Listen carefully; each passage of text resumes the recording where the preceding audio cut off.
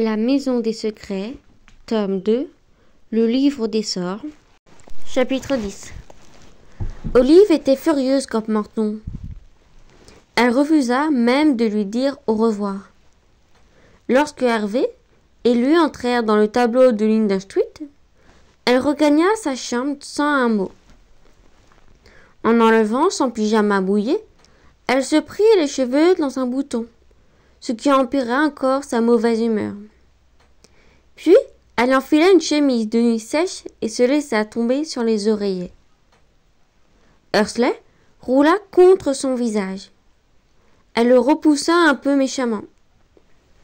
Elle était tellement en colère qu'elle ne remarqua même pas l'absence d'Oriacho. Il avait été si près du but, si près. Et de nouveau, le livre lui avait filé entre les doigts. Le sentiment d'être ferré au bout d'une ligne depuis le grenier devenait désagréable. Comme si un élastique était étiré au maximum. Que se passerait-il s'il cassait? Elle enfouit sa tête dans l'oreiller. Bien. Elle chercherait encore demain sans Morton. Si c'était comme ça. Et sans Harvey, si possible. Si seulement elle n'avait pas cassé ses saletés de lunettes. L'oreiller étouffait les craquements et les soupirs de la vieille demeure. Sans même s'en rendre compte, elle se retrouva sur les terres grises et brumeuses qui précédaient le sommeil. Mais la seconde d'après, de nouveau bien réveillée, elle se retourna sur le dos et se mit à contempler le plafond, l'air ahuri. Son sommeil avait été interrompu. Quelque chose murmurait toujours à son esprit, comme la queue d'un dragon ou la traîne soyeuse d'une robe. Une image naquit dans sa tête, imprécise, dans le brouillard, s'approchant de plus en plus jusqu'à la frôler. C'était un livre, volumineux, immense, guidé par de grandes mains osseuses. Elle l'avait déjà vu quelque part. Elle en était sûre. Les derniers volumes de brume s'écartèrent comme une toile d'araignée et, d'un seul coup, Olive eut une révélation. Elle fila dans le couloir. L'aube allait poindre une lumière pâle teinter les murs, le parquet et les tableaux de diverses nuances de bleu. Même ses mains, lorsqu'elle poussa la porte de la salle de bain, avaient l'éclat bleuté de la noyade. Elle trouva la bougie et les allumettes, puis, sur la pointe des pieds, retourna dans le couloir. « Sir Walter » murmura-t-elle, aussi fort que possible. « Sir Walter, m'entendez-vous » La tête bigarrée d'Hervé apparut dans l'embrasure de la chambre rose. « Votre Majesté » Olive s'empressa de le rejoindre. « Sir Walter, je crois avoir trouvé l'emplacement de cet endroit, là. El Dorado. » La cité d'or perdue qui causa la paire d'Orellana et ruina Bizarro? Oui, mais il faut faire vite. Nous devons l'atteindre avant l'aube. Pouvez-vous me conduire au grenier? Ah, le détroit du Noir. Oui, absolument, Votre Majesté. Suivez-moi.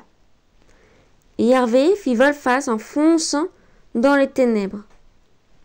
En quelques secondes, ils traversèrent le cadre et gravirent l'escalier poussiéreux. « Je vais explorer la rive sous le vent », annonça Hervé, qui se jeta dans le Capharnaüm. Olive l'entendit à peine.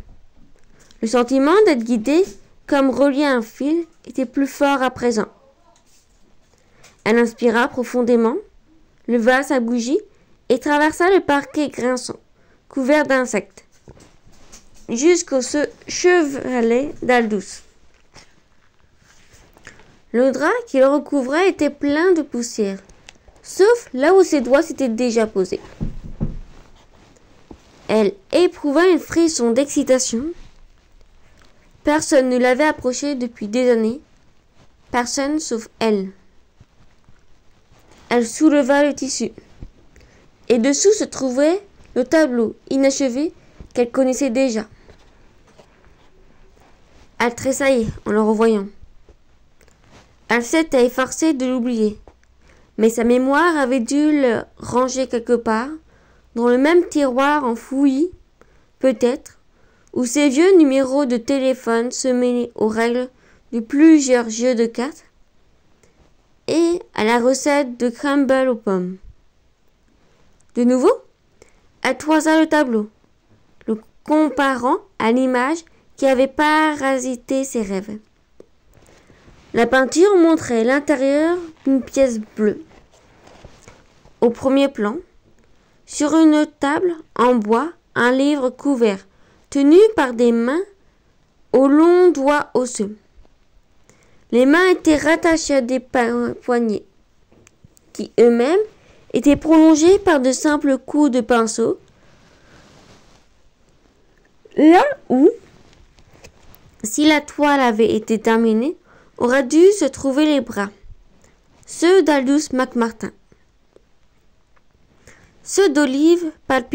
Le cœur d'Olive palpitait, comme un petit oiseau pris au piège. C'était le grimoire, évidemment. Aldous, lui, avait créé une cachette et avait prévu de se représenter lui-même à côté du livre pour le protéger. Mais le temps avait dû lui manquer. Debout devant le tableau, à regarder le grimoire, Olive éprouvait de plus en plus fortement la sensation d'être attirée, jusqu'à ce que cela soit aussi puissant que l'apesanteur qui vous précipite en bas de l'escalier avant que vous ayez pu saisir la rampe. « Sir Walter » appela Olive, tentant de garder son calme. « Venez, j'ai besoin de vous. » Un bruissement et le chat se laissa tomber des poutres sur le chevalet. « Vos désirs sont des ordres, Votre Majesté, déclara-t-il. Je voguerai vers les colonies, je combattrai l'armada espagnole, Rien de tout ça. Il faut juste me faire entrer dans ce tableau. Hervé loucha sur la toile. « Oh, je vois, » dit-il d'une toute petite voix. « Vous ne le pouvez pas ?» Hervé releva les yeux vers Olive et dit de la même toute petite voix. « Ce n'est pas parce qu'on peut le faire qu'on doit le faire. » Olive fut très surprise. Si quelqu'un ignorait la différence entre ces deux verbes, c'était bien Hervé. Le mois dernier, il s'était caché dans les branches d'un arbre pour bombarder les passants de pommes de pin dans un bruit de canonnade. Quelques semaines plus tard, il avait fait sauter les plombs en travaillant ses seaux de Robin des Bois sur les lustres de la bibliothèque. Que se passerait-il si on pénétrait à l'intérieur ? Demanda Olive. Hervé semblait réfléchir. C'était difficile d'en être sûr. Après tout, ça ne lui arrivait pas tous les jours, loin de là. Eh bien, finit-il par dire, cela dépend de toi, en fait. Mais il y aura des conséquences, c'est certain. Olive regarda le tableau. L'épais livre ouvert, les mains posées dessus comme des araignées géantes et blêmes. Elle le voulait. Elle n'avait jamais rien autant désiré de toute sa vie. Pas même qu'il neige, pas même une licorne. Rien. Elle ne pourrait penser à rien d'autre tant qu'elle n'aurait pas ce livre en main. Elle n'était même pas sûre de pouvoir bouger d'ici physiquement. L'attraction était si forte qu'elle ne pouvait même plus détourner les yeux.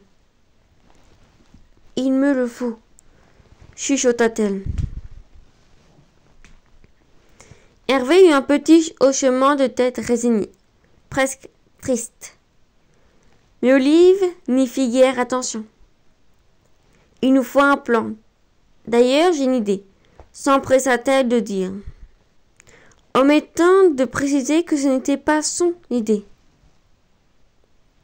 L'idée, lui, était arrivée toute prête, comme un cadeau, comme l'image du livre dans ses rêves étranges. S'éloignant à contre-cœur du tableau, elle se dépêcha de rejoindre un coin du grenier où des caisses étaient empilées. Il y avait là quelque chose dont elle avait besoin. Elle posa soigneusement la bougie par terre, puis ouvrit les caisses.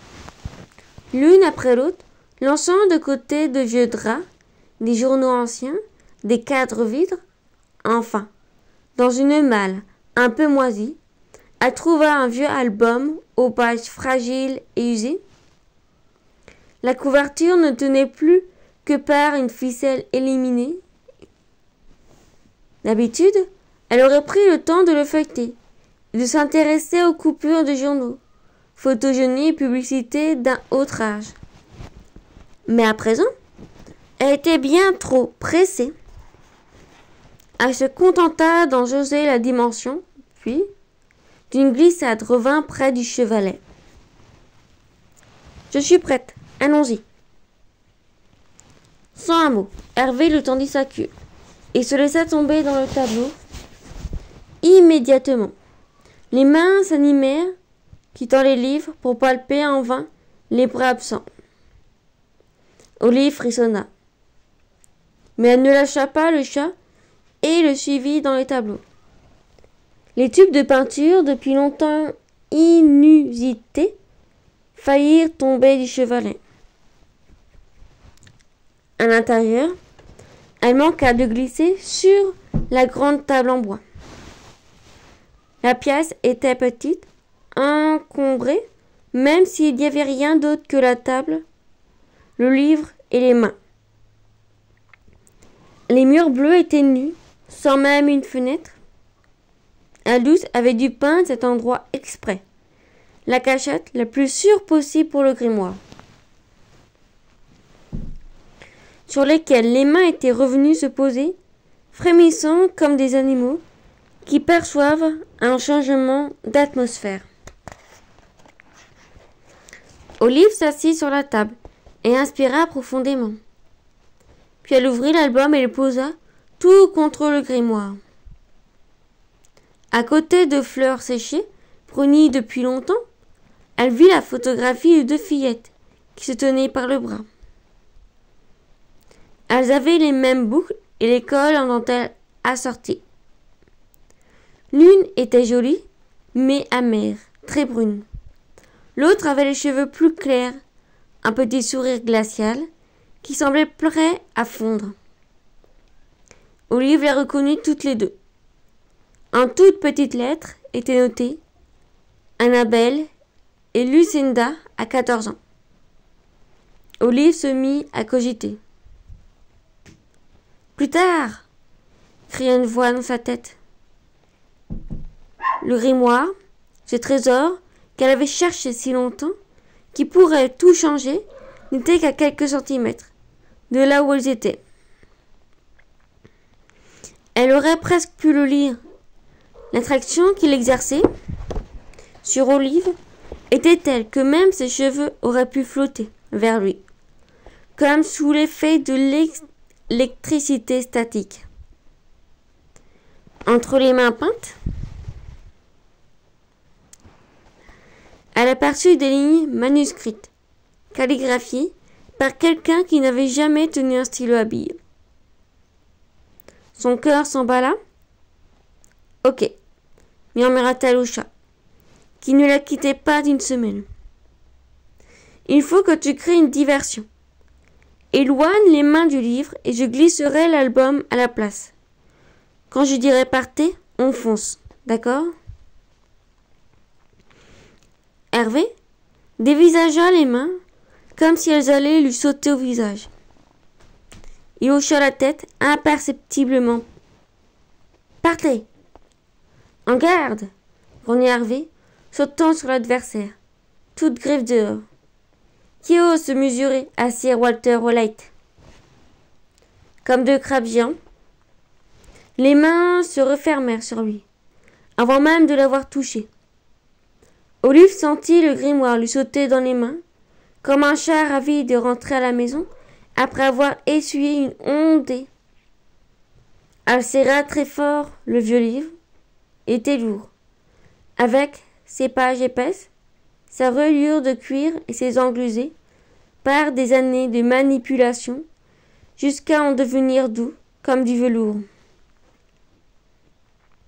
Olive caressa les pages de façon apaisante. Le livre se nicha encore plus près d'elle. Feula Hervé, se détachant dans les airs contre les mains qui refusaient de lâcher prise. Olive eut un sursaut de lucidité. Il fallait agir. Mais la simple idée de poser le livre lui était insupportable. Impossible ne fût-ce qu'une seconde d'en détacher son attention. Mais elle finit par ôter une main du livre, juste le temps de pousser l'album à sa place du bout des doigts, puis étreignit les grimoires de plus belle. Elle n'osait même pas en détourner les yeux, craignant qu'il ne s'éclipse. « Bas les pattes, saleté !» cria Hervé, qui se tordait dans tous les sens, cherchant à se libérer. Mais les mains resserraient leur prise. « Ou vous tâterez de la plus fine lame d'Angleterre. » Olive n'écoutait plus. Le chat se débattait, en miaulant. Des insultes victoriennes. Faquin à la face fit cender, peut-être.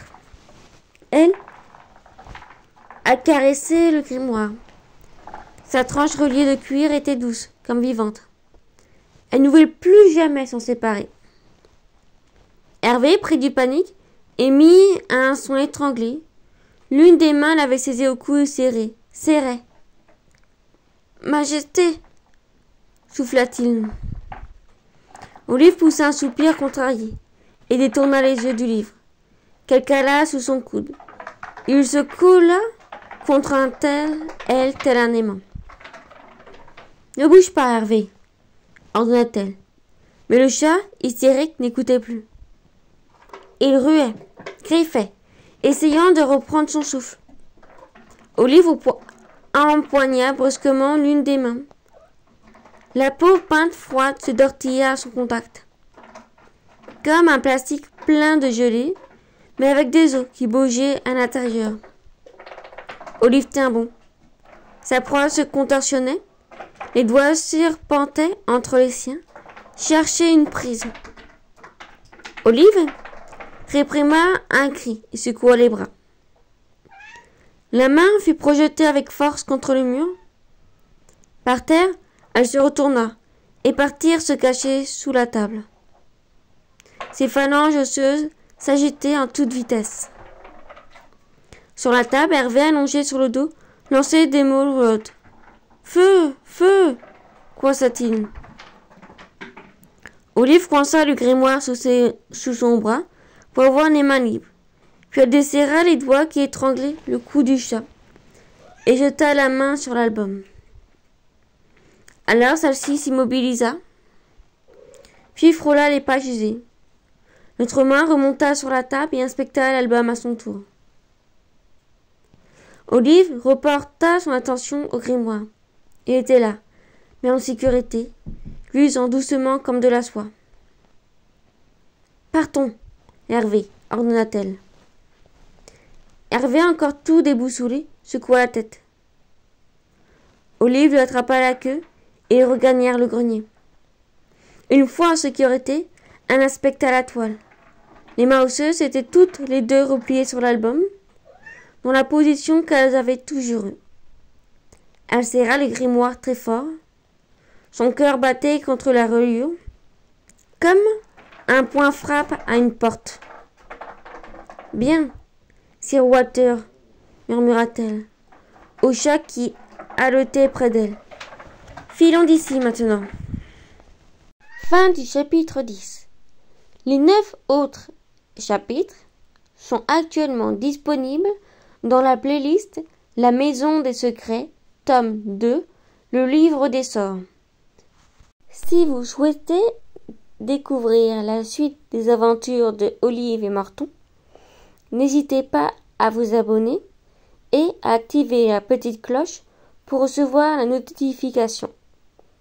Tous les samedis, un nouveau livre est publié ou un nouveau chapitre.